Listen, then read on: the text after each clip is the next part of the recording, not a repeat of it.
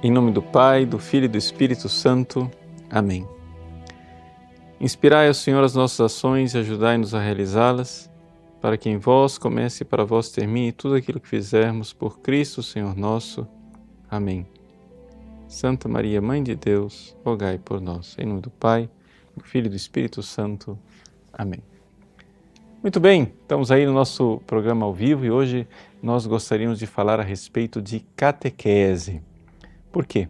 Porque esse programa não é bem um pré-lançamento, é uma motivação para o lançamento do nosso curso de catequese para adultos aqui no nosso site. Vocês sabem muito bem que o nosso site tem mais de 10 anos de atividade e nós gravamos um curso que ficou interrompido, né? Que era a leitura do Catecismo da Igreja Católica. Nós fizemos até o início do sacramento do matrimônio e empacou. Empacou por quê? Empacou porque surgiram outras coisas, né?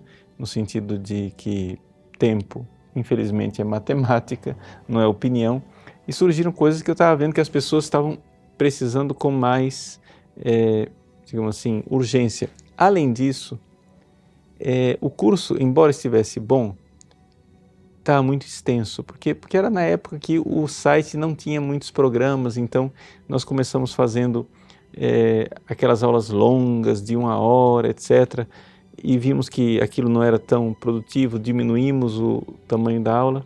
Bom, o fato é que, embora o catecismo estivesse sendo muito bom para uma cultura e um aprofundamento, as pessoas que realmente precisavam ser introduzidas na fé e fazer o beabá não estavam recebendo o alimento. Então pode ser que no futuro a gente continue, né, e termine a leitura desse catecismo. Vocês sabem que esse catecismo daqui foi um dom extraordinário, não é, do pontificado do Papa São João Paulo II, quando então era o cardeal-prefeito da Congregação para a Doutrina da Fé, Joseph Ratzinger. Eu tive a graça de, na época da elaboração do catecismo, especialmente da tradução portuguesa, de trabalhar, né, prestar serviços, vamos usar a palavra adequada, de prestar serviços para a Congregação da Doutrina da Fé, na época que o cardeal Ratzinger estava lá, e de ter contribuído para essa edição aqui que vocês têm. E por isso, por causa deste serviço para com o Catecismo da Igreja Católica, foi que depois, alguns anos depois, eu fui convidado, né, para ser membro do Conselho Internacional da Catequese da Santa Sé, que durou, basicamente foram 2, quase 3 mandatos ininterruptos. Fizemos o Congresso Internacional da Catequese nos 10 anos de lançamento do Catecismo da Igreja Católica, era ainda o pontificado do Papa São João Paulo II, e aquela foto que alguns de vocês, né, tem por aí, alguém postou na internet aquela foto minha, onde eu estou ajoelhado na frente de São João Paulo II, porque ele estava já doente, não se levantava, então fui lá cumprimentá-lo, ajoelhado na frente dele, e do lado ali estava o então cardeal Ratzinger, que naquele dia, aliás, estava muito gripado, estava até com um semblante meio abatido, com solidel amassado, mas era o cardeal Ratzinger nos apresentando para o Papa naquele Congresso Internacional de Catequese. Bom, então assim, só estou dizendo isso um pouco, né, para a gente pegar esse contato, e não se trata de um desprezo desse catecismo, trata-se, porém, de ver que, às vezes, esse catecismo ele é mais uma enciclopédia do que um catecismo, no sentido que, para algumas pessoas, vamos usar a expressão popular, é areia demais para o caminhãozinho delas, entendeu?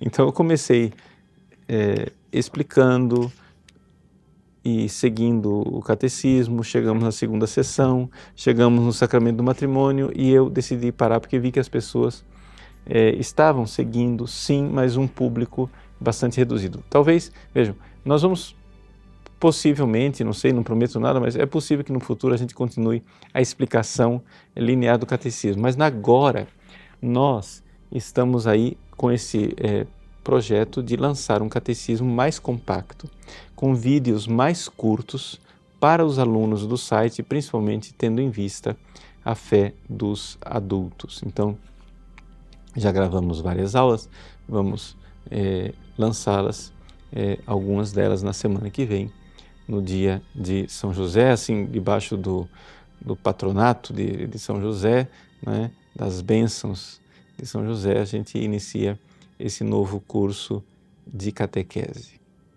Mas de onde foi que eu tirei esse curso de catequese? Na verdade, tirei um pouco de tudo, né? Tem ideias, intuições, ou seja, a catequese sempre são os dogmas da fé, mas coisas tiradas do Catecismo da Igreja Católica, coisas tiradas do Catecismo Romano, do Catecismo de São Pio X, e também esse Catecismo Católico Popular do Padre Francisco Spirago, né, serviu bastante também como sugestão de roteiro. Na verdade, nós não seguimos nenhum desses livros ao pé da letra, montamos uma coisa bastante assim, digamos, adequada para o nível das pessoas que a gente conhece, que são os alunos do site.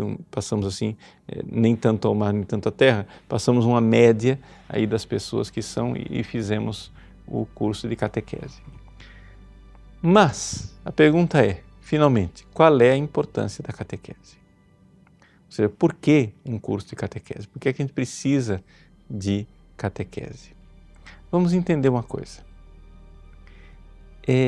Nós precisamos ser igreja, não é? Mas como é que é feita a igreja? Como é que é construída a igreja? É interessante a gente parar para pensar isso. Veja só, vamos fazer uma comparação. Você vai construir uma catedral gótica feita toda ela de pedra. Dependendo do edifício que você vai construir, não é? É o material que você vai usar, são as técnicas que você vai usar. Bom, você precisa de alguém que saiba cortar pedras, né? De alguém que saiba trabalhar com pedras, ver os defeitos das pedras, escolher a pedra adequada, saber encaixá-la, etc, etc. Se você vai construir uma catedral gótica, é isso daí. Outra coisa, se você quer construir uma cabana de madeira, aí você vai pegar um bom marceneiro para fazer uma cabana de madeira, porque o material é outro, né? Você tem que, então, ser um bom marceneiro. Não vai servir, né, aquele homem especializado em talhar pedras, etc, etc. Assim são as coisas. Se você vai construir um edifício todo ele de cimento armado, né, de concreto, então, bom, aí você já tem um terceiro tipo de técnica. O edifício chamado igreja é um edifício espiritual. Então, a natureza do edifício chamado igreja nos leva a usar, né, uma, aspas, técnica diferente para, aspas, construir a igreja. Então vamos perguntar, o que é a igreja? O que é esse negócio de ser igreja? Porque talvez esteja aqui o problema, não é? Talvez esteja exatamente aqui o problema. As pessoas não pensam o que é a igreja em primeiro lugar e terminam não usando os instrumentos adequados para fazer a igreja. A igreja é o corpo de Cristo. E então, vamos aqui dar uma noção daquilo que é a natureza da igreja. As pessoas entram na igreja para entrar em comunhão com o Cristo ressuscitado. E esta comunhão com o Cristo ressuscitado nos leva, consequentemente, à comunhão com a Trindade, porque o Cristo ressuscitado, né, é um homem glorificado, sim, mas ele é uma pessoa divina, né? Então, é a segunda pessoa da Santíssima Trindade. E uma vez em contato com o ressuscitado, nós entramos, então, né, na comunhão com a Trindade, já preparando aquilo que nós iremos viver no céu. No céu, nós iremos, de alguma forma, participar da glória de Deus. Como diz São Pedro na primeira carta, vamos ser consortes, né, participantes da natureza divina, por graça, claro, não, nada de panteísmo, mas por graça nós participaremos de alguma forma da natureza divina. Mas para que isso aconteça, né, para que a gente vá para o céu, então esse é o edifício que nós queremos construir. Nós queremos que as pessoas se convertam não para serem, vejam só, membros da igreja e ponto. Não! Ser membro da igreja é ser membro do corpo de Cristo, ou seja, entrar em comunhão com Cristo de uma forma bem real, né? Bem concreta. E entrando em comunhão com o Cristo, a gente entra em comunhão com a Trindade e então nós estamos no caminho da salvação. Esse é o edifício que nós queremos construir. Essa é a finalidade da igreja. O problema é o seguinte: ao invés de usar as, aspas, técnicas para a construção desse edifício espiritual, as pessoas terminam usando técnicas do reino de Satanás. Entende? Essas técnicas do reino da carne, essas técnicas elas não são necessariamente más, mas elas são totalmente inadequadas para construir a igreja, para realizar a igreja. Deixa eu explicar. Aqui eu tenho amigos que são marqueteiros, publicitários, né? Eu não quero aqui ofender os profissionais de publicidade, pelo amor de Deus.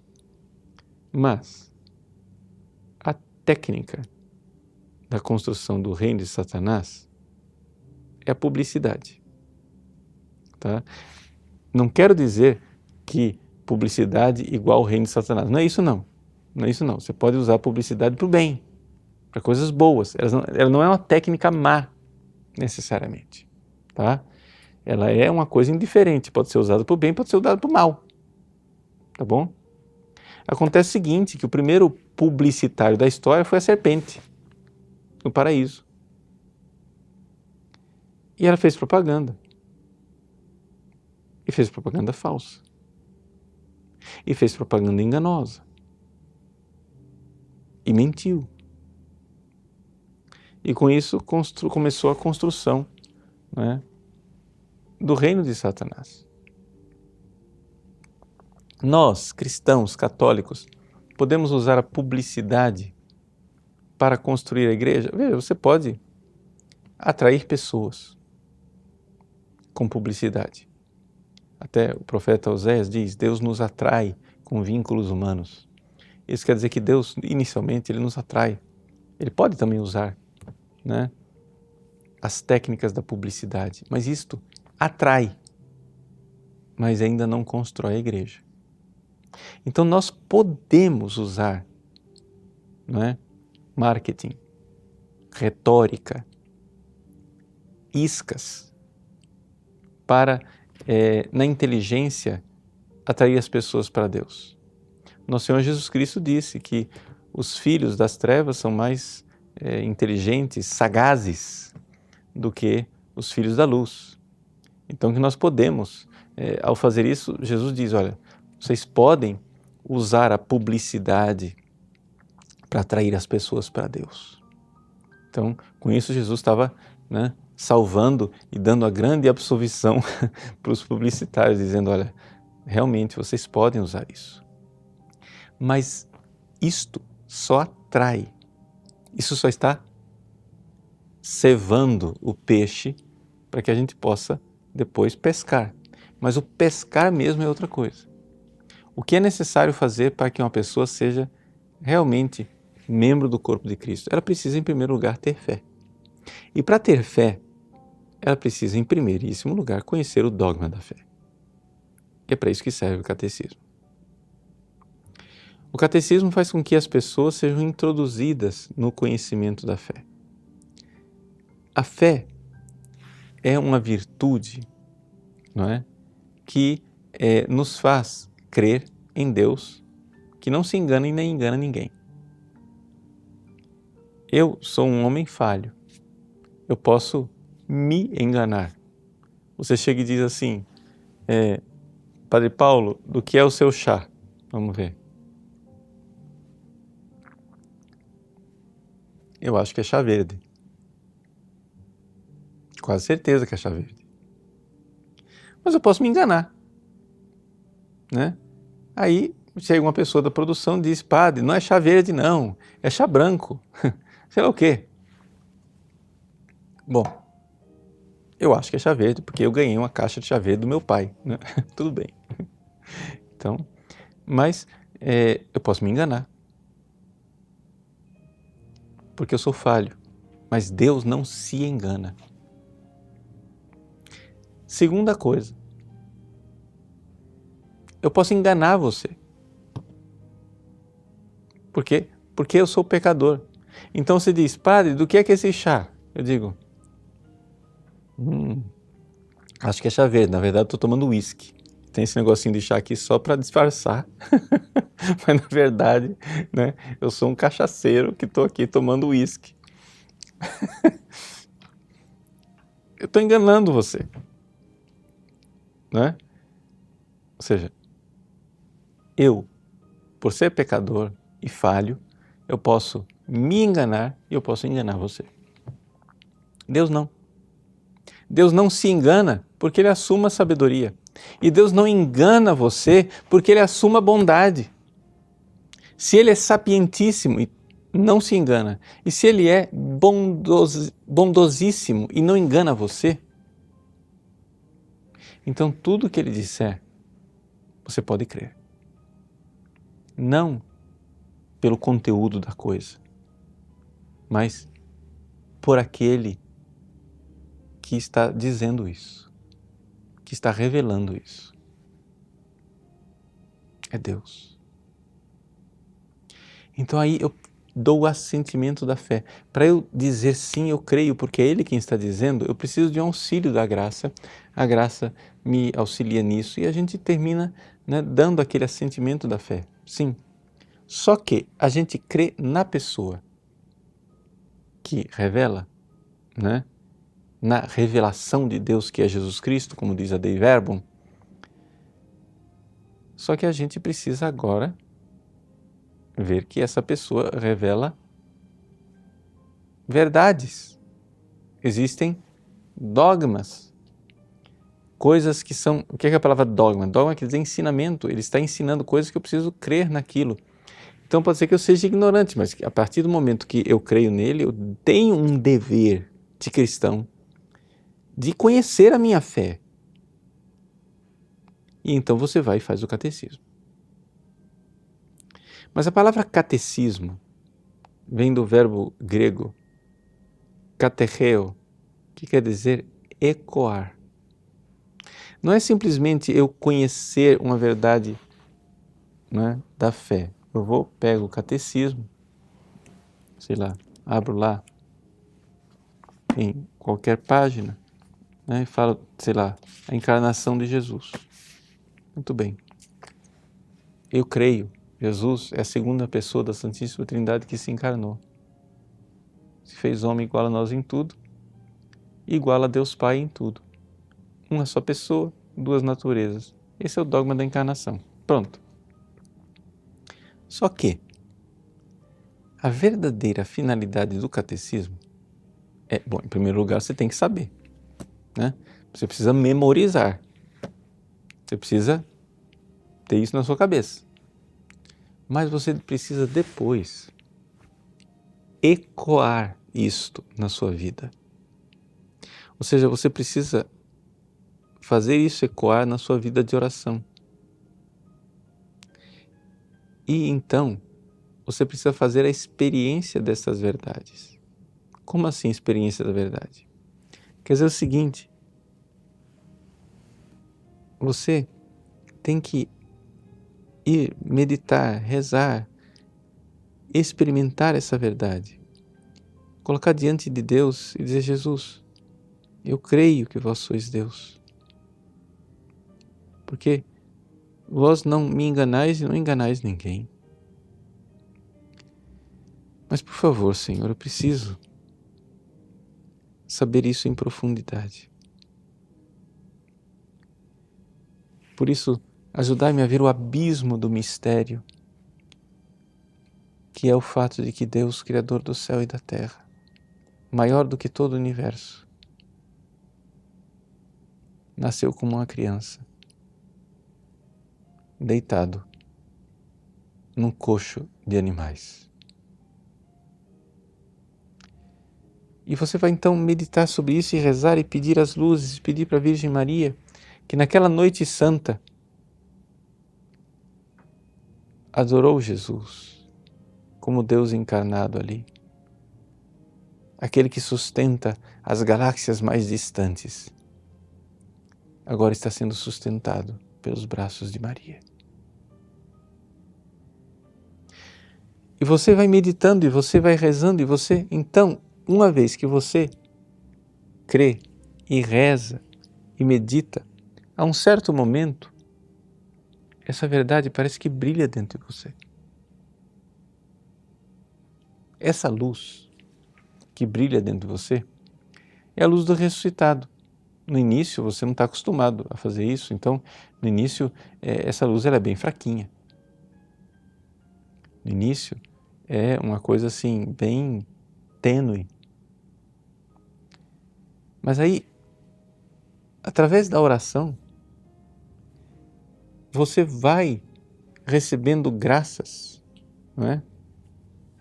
Claro, se supõe que você esteja em estado de graça. Claro, você vai rezando e então o seu coração vai se modificando, aquela verdade vai ecoando dentro de você. E você, tocado pela luz do ressuscitado, vai mudando o seu coração. E então, quando você vê essa verdade, não somente porque o catecismo te disse. Claro, o catecismo te disse e você diz amém, creio. Você não discute, mas você medita. E você, então, em um certo momento, para usar uma linguagem popular, cai a ficha. Você faz tem um certo conhecimento experiencial dessa verdade. Assim, isso aqui que eu estou dizendo, gente, não é para grandes místicos, não. Isso aqui é para todos nós. Isso certamente aconteceu com você em algum momento, sei lá, por exemplo, você está na frente do sacrário e de repente você se dá conta, meu Deus, é Deus quem está aqui. Jesus ressuscitado está aqui e cai a ficha. Tem outros dias que você vai na frente do sacrário e a luz não brilha, mas às vezes as coisas acontecem. Então é essa a finalidade da catequese, porque a catequese ela precisa, não é, te dar, na verdade, a chave do que você precisa crer e o que você precisa fazer para chegar ao céu. E então acontece a construção da igreja. A construção da igreja, ou seja, você se torna membro do corpo de Cristo e você começa, a experimentar aquilo que Jesus disse no capítulo 15 de São João. Sem mim nada podeis fazer. Esse nada é o nada mais radical. A gente não é capaz de crer, a gente não é capaz de esperar, a gente não é capaz de amar, a gente não é capaz de nada. E você se rende diante deles e diante da verdade e da fé, você começa a meditar aquele amor infinito, porque todas as verdades de fé são manifestações do amor de Deus para conosco, e você começa a ter atos de fé exercida, e então você vai se unindo cada vez mais ao ressuscitado e sendo cada vez mais, uma pessoa configurada ao ressuscitado. E isto constrói a igreja. É isto que constrói a igreja. Ou seja, se eu vou construir um edifício espiritual, eu preciso de instrumentos espirituais. E é por isso que, vendo essa dificuldade, foi que eu interrompi o curso de catecismo e comecei a dar curso de oração. E ensinar as pessoas a rezar. Por quê? Porque verdadeiramente, para você ser membro vivo da igreja, você precisa ter uma fé viva. E para que esse membro esteja sadio, em plena vida, precisa estar em estado de graça, evitar os pecados mortais, começar a comungar bem, receber as graças atuais, etc. Tudo isso. Então, na realidade, nós estamos aqui prestando um pequeno serviço e ajudando as pessoas a se tornarem membros mais ativos e vivos da igreja. Não é? E essa é a grande importância da catequese. A importância da catequese é que ela nos dá o material, digamos assim, dogmático, os dogmas de fé, as verdades de fé, que vão nos tirando da ignorância, fazendo com que a gente vá conhecendo as verdades, e depois vão ser essas verdades aprendidas na catequese que vão ser o material das minhas meditações, da minha vida de oração. Isso é uma das coisas que hoje em dia se deixou de ensinar, tanto no campo da catequese, quanto no campo das próprias ciências humanas, das ciências das exatas, de qualquer ciência. Não sei se vocês notaram, na escola ninguém decora mais nada. Ninguém memoriza nada. Ora, se você não memoriza, você é um computador com o HD formatado. Você não tem informação. Você tem um processador, mas ele não tem o que processar. Vai processar o quê? Então você precisa aprender coisas. Isso vale para ciências humanas. Sei lá, você vai e aprende história do Brasil, aprende geografia. Isso vale para as exatas. Você vai e aprende trigonometria. Você precisa, depois que você aprendeu, que decorou as coisas, você precisa então meditar sobre elas. Porque você encontra verdades ali. E ali acontece de acender a luz. Essa luz que você vê nas ciências naturais é a luz natural da razão. Já na catequese, você memoriza as coisas, você aprende as coisas, você tem que aprender as verdades dogmáticas, você tem que estudar. E uma vez que você estudou, você precisa meditar isso. Mas como são verdades dogmáticas, verdades de fé, verdades do mistério da fé, essa meditação é diferente daquela meditação da matemática, é diferente daquela meditação, não é, das ciências humanas, da filosofia. É uma meditação onde você precisa se recolher. Porque nesse tipo de meditação, você então precisa da luz do ressuscitado. E essa é a beleza, não é, de nós termos um curso de catequese.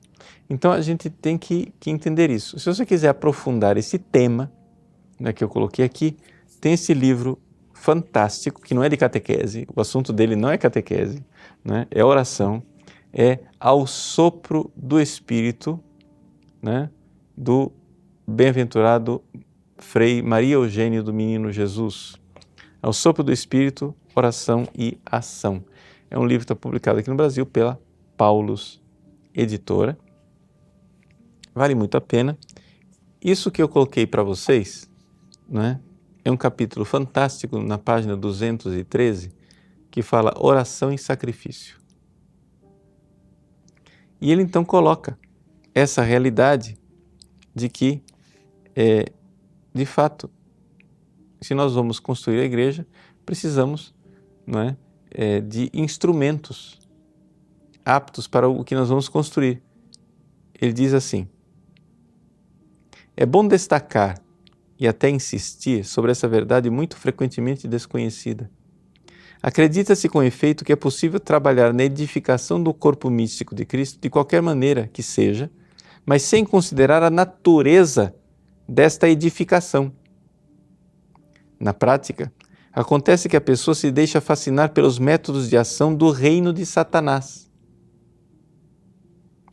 Já dissemos que Satanás na Terra obtém vitórias aparentes que se prolongam, normal e provavelmente até o fim dos tempos. Acontece que os filhos da luz, que trabalham na edificação do corpo místico de Cristo, fascinados por esses sucessos aparentes do demônio, tentam empregar os métodos dele, não os métodos desonestos, mas se deixam fascinar por seus meios de ação, esquecendo-se assim dos métodos próprios que convém à edificação do corpo místico. Creio que se poderia repreender a certo número de métodos ou técnicas que se utilizam atualmente, mesmo em nosso apostolado católico. Não quero dizer mais especificamente. Só quero chamar a atenção. E ele para aqui e ele não leva para frente a reflexão. É um pequeno parágrafo. Da minha meditação desse pequeno parágrafo, nasce esta aula de hoje, não é?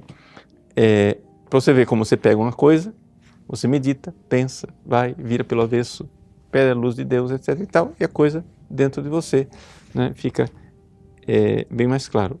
O que eu li em menos de 1 minuto, né, virou uma aula de meia hora. Mas por quê? Porque é isso que a gente precisa fazer, né? Meditar, puxa vida, existe uma natureza da igreja e se eu quero edificar a igreja, eu não posso querer edificar a igreja usando os métodos mundanos, né? Você tem uma empresa. Se você tem uma empresa, você faz marketing. Isso é pecado? Não. É a natureza da edificação da sua empresa. Mas a igreja não é uma empresa. A igreja é o corpo místico de Cristo. Como que você faz com que uma pessoa participe do corpo místico de Cristo? Bom, primeira coisa, o batismo, né? Depois, a fé. Mas uma vez que a pessoa tem o ato da fé, ela precisa colocar agora conteúdo nisto. Então, precisamos do conteúdo dogmático. E esse conteúdo dogmático, então, a gente aprende no catecismo e depois precisa, não necessariamente meditar o catecismo materialmente, as fórmulas do catecismo, mas nos livros de meditação, como Imitação de Cristo, como Intimidade Divina, etc. e tal, na Filoteia, nos livros de meditação, você vai encontrar essas verdades lá, que você irá meditar. Essas verdades vão iluminar você com a ação do ressuscitado que intervém e ilumina você. E aí, iluminando você com essa vida de oração, você vai sendo cada vez mais parte desse corpo de Cristo. Configurado a Jesus, só para dar o arremate final, o capítulo do Frei Mário Eugênio chama-se Oração e Sacrifício, não para na oração. É que acontece o seguinte, quando você, no ato de fé exercido, que se chama oração, geralmente, você crê, vê, enxerga o amor do Cristo por você, você termina querendo amar de volta. E o amar de volta é o sacrifício, né? E isso também faz parte dessa, uma das aspas técnicas, né? Muito cuidado com a metáfora, para a edificação do corpo de Cristo. Tá bom? Então, essa meditação que eu queria partilhar com vocês no dia de hoje. Nós vamos agora, então, dar uma oportunidade de um diálogo com vocês. Quem quiser fazer alguma pergunta, quem tiver alguma coisa, para observar e a gente poder responder, estamos aí à disposição. Vamos fazer um brevíssimo intervalo e a gente volta já para conversar com vocês. Até mais. Muito bem, nós retornamos então. Queremos agora, então, bater esse papo com vocês. Vamos começar com a pergunta do Gabriel. O Gabriel diz assim: Padre Paulo, boa noite. Quanto à primeira etapa, o que devemos crer na verdade? Como passar isso para as pessoas que nunca ouviram falar de Deus? Como convencê-las a crer?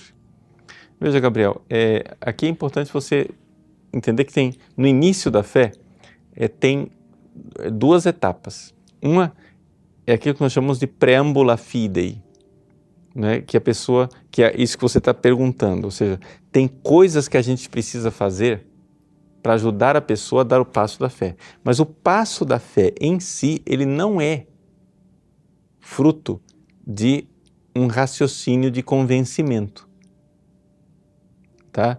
Deixa eu explicar para você. A gente precisa, nós somos instrumentos de Deus. Então a gente precisa, né, falar com as pessoas, mostrar, por exemplo, a sublimidade da doutrina.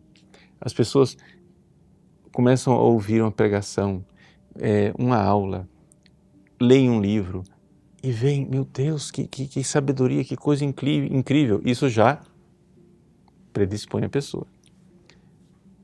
Os milagres feitos por Jesus, isso já predispõe a pessoa. A grandeza da santidade dos santos que seguiram Jesus, isso predispõe a pessoa, não é? A própria vida de nosso Senhor Jesus Cristo, a sua morte na cruz e a sua ressurreição, isso tudo vai mexendo na pessoa. A pessoa vai entrando em contato, né, com essas realidades do Cristo vivo e ressuscitado. Bom, de tanto cavucar ao redor, né, um belo dia, a pessoa dá o passo na fé. Mas isso é uma coisa que a pessoa corresponde a um convite divino que está dentro dela. O passo real de crer, ele não pode ser produzido, digamos assim, humanamente. Existe algo que é a graça de Deus que está no coração da pessoa, e está no coração de todas as pessoas, porque Deus quer que todos os homens sejam salvos. Então quer dizer o seguinte, o mais renitente de todos os ateus tem dentro dele uma graça divina suficiente que, se ele parar para ouvir, ele vai crer. O que a gente precisa fazer aqui do lado de fora é ajudar a pessoa a crer. No nosso curso de catecismo, nas primeiras aulas, né, a gente vai dar uma pincelada nisso. Só que a catequese em si, ela não é para levar à fé. Tá? A catequese em si, tecnicamente falando, ela é para aqueles que já creem. Para levar à fé não é a catequese, é a pregação querigmática, são aqueles preâmbula fidei, né? Aqueles preâmbulos da fé que vão levando a pessoa a crer. Mas pelo menos a pessoa que vem para a catequese, se supõe que ela já deva ter alguma fé, mesmo que seja frágil.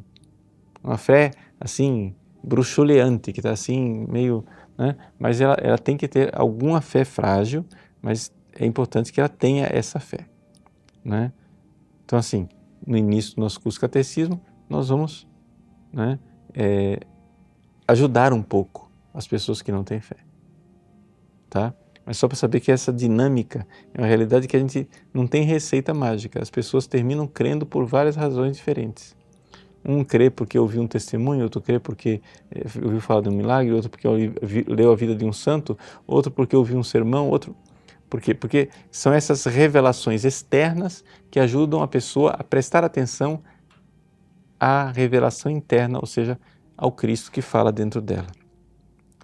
O José Cícero pergunta, Padre Paulo, qual é a maior dificuldade da Igreja em relação à perseverança dos já catequizados? Zé, o problema da perseverança não diria dos já catequizados, é dos já batizados, né? É exatamente que os métodos pedagógicos ruins do mundo entraram na nossa catequese. Ou seja, existe um anti-intelectualismo muito forte que entrou na catequese. Então termina que as pessoas não querem transmitir o dogma da fé. Então você vê assim que muitas vezes, em muitas paróquias, o próprio catecismo o próprio catequista não sabe o catecismo, né? E se fica numa catequese moralizante, transmitindo valores, morais, sociais, a partilha, a fraternidade, não sei o que, etc e tal, isso e aquilo, e a pessoa não sabe no que ela crê. Então, é preciso, primeira coisa, transmitir um conteúdo verdadeiro. Segunda coisa, que é aquilo que eu estou dizendo, não basta só dar as fórmulas. É importante que também o catequista, né, ensine a orar. E para isso o catequista precisa saber rezar também. Né? Por exemplo, o catequista vai ensinar para crianças de primeira comunhão. Mas como é que você vai ensinar crianças de primeira comunhão se você nunca levou as crianças no sacrário para elas rezarem, falarem com Jesus, que é aquele Cristo que elas vão receber na hóstia consagrada? Você tem que acostumá-las a falar com Jesus ali, dizer Jesus, e ter sede de Jesus, e ter fome de Jesus, e dizer, Jesus, eu quero te receber na comunhão. Né? Tudo isso também é uma das razões, ou seja, não se leva a uma fé viva. Né? Alex, Padre Paulo, neste ano do leigo, como nos tornarmos protagonistas de uma nova catequese?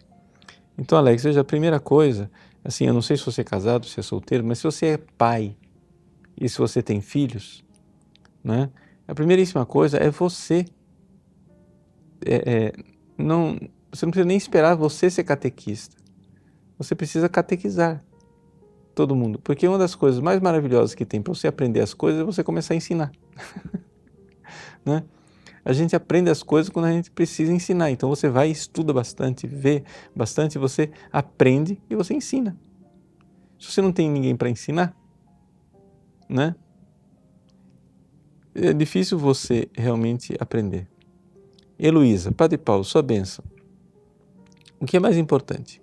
O conhecimento da fé ou a constância e a firmeza da fé? Como levar o conhecimento da fé a pessoas permeadas pelo relativismo? Bom, Heloísa, é o seguinte, aqui é importante você entender duas coisas. Entender duas coisas não, entender uma distinção. Quando nós usamos a palavra fé, nós usamos, essa palavra, ela tem dois significados, pelo menos. Não é? Existe a fé enquanto virtude e existe a fé enquanto conteúdo. Ou seja, a fides que e a fides qua. Linguagem teológica. Fides que creditur é o conteúdo. É a fé que se crê. Fides que creditur é isso, fé que se crê. É o conteúdo. Mas existe a fides qua creditur. Existe a fé pela qual se crê. Ou seja, aquele ato interior dentro de mim, pelo qual eu digo sim, é verdade, eu creio. Ora, a fé que salva é a fides qua, ou seja, é a fé pela qual se crê. É o ato, o justo vive pela fé. Essa frase que está na Sagrada Escritura, em São Paulo, né, que é uma citação do Antigo Testamento, ela diz então que a minha santidade, o justo, a minha santidade interior, né, o fato de eu ser membro do corpo de Cristo, unido a esse corpo santo, essa santidade, ela vive, ela recebe vida pelo ato de fé, pela virtude da fé exercida, né, a fides qua. Agora, é evidente, porém, que uma vez que você crê, né, com o ato de fé, você vai querer saber qual é o conteúdo desta fé. E você precisa, e aliás é um dever, você ir buscar o conteúdo da fé, então saber a fides que, a fé a qual se crê. Né? Então, na verdade, é evidente que a fé enquanto virtude é mais importante, mas não desprezar o conteúdo. Como levar o conhecimento da fé às pessoas permeadas pelo relativismo, na segunda parte da sua pergunta. Assim, geralmente, o caminho que as pessoas fazem, que eu tenho visto que as pessoas fazem, é o seguinte: as pessoas terminam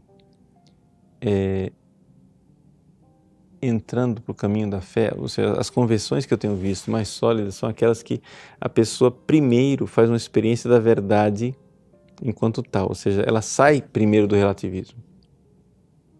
Ela começa a ver verdades, ler livros, investigar as coisas e termina dizendo: poxa vida, a verdade existe.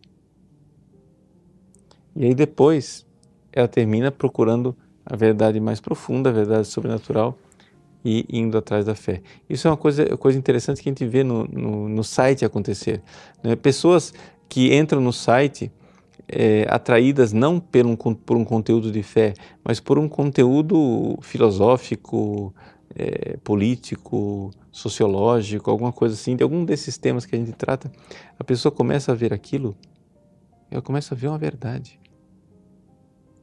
Diz, poxa vida, isso é... E fica interessada, aí começa a ir atrás, aí começa a ver mais vídeos, começa a ver etc, etc, e daqui a pouco ela está crendo, né? Mas esse é um caminho assim bastante comum. É claro que existem outros caminhos, né? Não estou dizendo, mas é a experiência que nós temos aqui no site. Em paróquias, grupos de oração, existem outros caminhos. As pessoas ouvem testemunhos, fazem experiências de Deus, etc. Tudo isso também é válido, não estou descartando. Só estou dizendo que quando a pessoa, para sair desse relativismo que você está falando aqui, ela precisa fazer primeiro uma experiência da verdade, que ela enxergue com a luz natural da razão que existe uma verdade. Wellington, boa noite, padre. Como devemos agir em nossas paróquias quando elas têm algo da teologia da libertação que atrapalha o catecismo? Bom, Wellington, vamos entender primeiro o que é teologia da libertação, né? A teologia da libertação é um movimento teológico dentro da Igreja Católica onde as pessoas alguns teólogos ficaram interpelados, né, pela acusação de Karl Marx. Karl Marx acusou a religião em geral e o cristianismo especificamente de ser o ópio do povo, ou seja, uma realidade que aliena o povo. Ao invés, já que o marxismo ele é materialista, não é? Então, eles pensam que você não deve ficar ensinando para as pessoas para buscar o reino dos céus, buscar, né, a salvação eterna, etc, etc. Você tem que ensinar as pessoas a lutar. Lutar no sindicato, lutar nas fábricas, lutar no direito dos trabalhadores, lutar para destruir o sistema opressor. E que a religião seria um fator alienante que faz com que as pessoas não lutem. Essa foi a acusação. A partir disso, se começou uma série de tentativas dentro da própria igreja, umas bem intencionadas, outras menos, umas católicas, ortodoxas, corretas, outras completamente heréticas e desvirtuadas, de mostrar que o Evangelho não é alienante, que o Evangelho ele tem um conteúdo também de transformação social. O problema, não é que muitas pessoas não notam que bem intencionadas ou mal intencionadas, eu não vou aqui entrar na discussão das intenções das pessoas, porque tem gente boa e tem gente ruim, tem gente equivocada e tem de tudo, né? Muitas pessoas bem intencionadas não notam que isso termina imanentizando o cristianismo. Ou seja, se você fica só tentando mostrar que a igreja ela tem um conteúdo transformador social, e de fato tem, chamado doutrina social da igreja, não é? Mas que tem um conteúdo social, mas deixa de lado, não é, a realidade do buscai primeiro o reino de Deus, é o reino dos céus, né? E a sua justiça, ou seja, a santidade, e tudo mais vai ser acrescentado, né? Se você esquece isso, a igreja termina virando outra coisa. Nós começamos o nosso programa hoje falando da natureza da igreja. Qual é a natureza da igreja? A natureza da igreja é fazer com que as pessoas, não é, tenham esse contato íntimo com Cristo ressuscitado, sejam membros do seu corpo, para então realmente participarem da comunhão com a Trindade e irem para o reino dos céus. Essa é a natureza da igreja. O que acontece é o seguinte: como Deus é amor, termina que estas pessoas que fazem isso vão se comportar de uma maneira que a sociedade fica melhor. E se existem cristãos que não fazem isso, é porque não são cristãos direito e não estão em comunhão plena com Cristo. Então, na verdade, fazer com que as pessoas busquem o reino dos céus não aliena as pessoas. Vejam os santos, quantos santos, né, transformaram a sociedade e fizeram obras maravilhosas com os pobres. Mas é claro, isso não serve para implantar a revolução socialista, que é o que os comunistas querem, né? Então é evidente, aí não dá. Então, a teologia da libertação, ela tem, digamos assim, esse aspecto de ter colhido esse desafio de Marx. Houve respostas ortodoxas e respostas menos ortodoxas. Infelizmente, as menos ortodoxas é que são as mais populares, porque terminam imanentizando o cristianismo de forma totalmente socialista, entrando numa mentalidade revolucionária. Mas existem aquelas propostas ortodoxas, retas, que mesmo assim, se você, até mesmo uma teologia da libertação correta e reta, ela ainda tem um efeito colateral que deve ser usado, ou seja, aprecie com moderação. Ou seja, o efeito colateral quer dizer o seguinte: você quer transformar a sociedade, mas não esqueça que tem o reino dos céus. Buscai primeiro o reino de Deus, e aí depois você vai e faz a transformação social, porque senão você termina imanentizando o cristianismo. Daniel: Padre Paulo, o mesmo se aplicaria a crianças e adolescentes? Como mostrar para crianças a luz sobrenatural da graça? Veja, Daniel, aí a gente precisaria fazer uma outra abordagem, né? E depois depende da idade das crianças, né? Existe aqui uma série de, digamos assim, abordagens diferentes para a catequese de crianças. Precisaríamos, para tratar esse assunto aqui, precisaríamos de pegar o assunto de forma bem elaborada, para não... Mas assim, eu acho que com adolescentes a coisa funciona mais ou menos como os adultos, e serviria também. Para as crianças precisa fazer adaptações pedagógicas, e aí é muito pano para manga para eu responder aqui, né, nesse bate e volta rapidinho, tá bom? Kleber: Padre Paulo, sua bênção. A leitura orante da Bíblia é uma forma de meditação após a leitura de algum tópico do Catecismo da Igreja Católica? Kleber, a leitura orante, ou seja, a Lexio Divina, não é? Ela no fundo, claro, é instrumento fantástico para fazer exatamente isso que nós estamos dizendo, a meditação. Só que a dificuldade é o iniciante conseguir tirar da Bíblia aquilo que realmente ele precisaria. Então, muitas vezes, eu sei que existe aqui no Brasil uma tendência, né, de dizer que a Bíblia é o livro do catequista, ponto e acabou. Eu, respeitosamente, discordo dessa opinião. O catecismo é o livro do catequista, não a Bíblia. E a gente não deveria começar com a Bíblia. A gente deve começar com o catecismo. E uma vez que a pessoa tem fé, aí ela vai ler a Bíblia com o mesmo espírito com o qual a Bíblia foi escrita. Porque senão, você vai fazer da Bíblia aquilo que você quiser. E está errado. A Bíblia, ela foi escrita no mesmo espírito, né, daquilo que é a nossa fé católica. Tá? Eu sei que pode parecer muito anti-ecumênico, etc., mas me desculpem, né?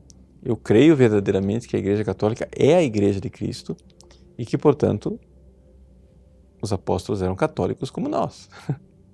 E que, portanto, o Espírito Santo, quando inspirou a Bíblia, inspirou com a mesma fé católica que nós temos hoje. Então você precisa primeiro entrar na igreja. E depois você tem condições de interpretar a Bíblia com o conhecimento de uma fé sólida. Mas primeiro tenha a fé sólida. Porque senão você termina caindo no erro do chamado livre exame calvinista, né? A doutrina do livre exame, onde cada um pega a Bíblia e lê do jeito que quiser. E isso não seria adequado, tá bom? Então, quero agradecer a vocês por esse bate-papo, esse momento que nós tivemos aí juntos, tá bom?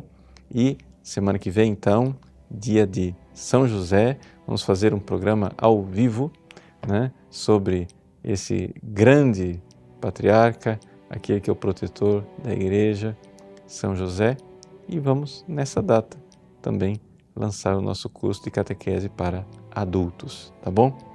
Deus abençoe vocês. Debaixo do manto sagrado da Virgem Maria, vivam uma santa e abençoada Quaresma. Em nome do Pai, e do Filho, e do Espírito Santo. Amém.